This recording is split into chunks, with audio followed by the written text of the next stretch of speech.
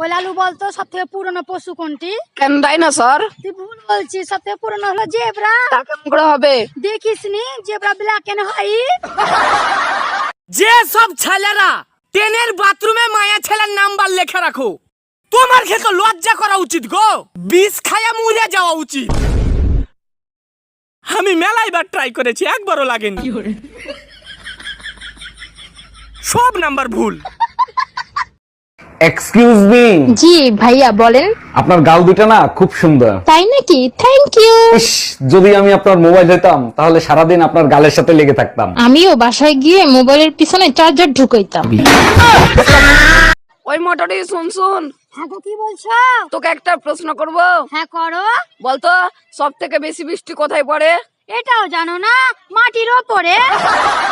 ভাইজান আপনাদের ঘরে চিনি আছে? আমার এক কাপ চিনি দিবেন? আরে ভাবি, চিনি আজকেই শেষ হয়ে গেছে। মধু আছে, মধু দিয়ে দেই। না ভাইজান, মধু খাই না, মধু তো মৌমাছির মুখ থেকে বের হয় তাই। ও আচ্ছা, এর জন্যই আপনারে প্রতিদিন ডিম খাইতে দেখি। নান্টু ঘটক তোমার ছবি পাঠাইছিল, আমি তো দেখে পুরো ফিদা। আমি তোমার বিয়ে করার জন্য রাজি। আমারও তোমার পছন্দ হয়েছে, আমিও রাজি বিয়ে করার জন্য। আমার আবার একটু প্রবলেম আছে, সামনের দুটো দাঁত নাই, হাসি পড়লে বিচ্ছিরি লাগে। ও নিয়ে তুমি টেনশন করে না, কারণ বিয়ের পরে আমি তো তোমার হাসার কোনো সুযোগই দেব না। আমি পারি না আর পারি না। হ্যাঁ বাবা, ও সবসময় শুধু আমাকে ভয় দেখায়। তুই শুধু ওকে ফোনটা দে। হ্যাঁ হ্যাঁ দিচ্ছি, এ নাও ফোনটা ধরো। বাবাকে আমি সব বলে দিয়েছি, এবার তুমি ঠেলা বুঝবে। হ্যাঁ বাবা বলুন। এই সব আমি কি শুনছি?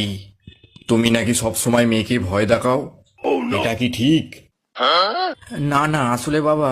চুপ করো, শুধু টেকনিকটা বলো, কি করে আমিও তোমার শাশুড়ি মাকে এরকম ভাবে জব্দ করব।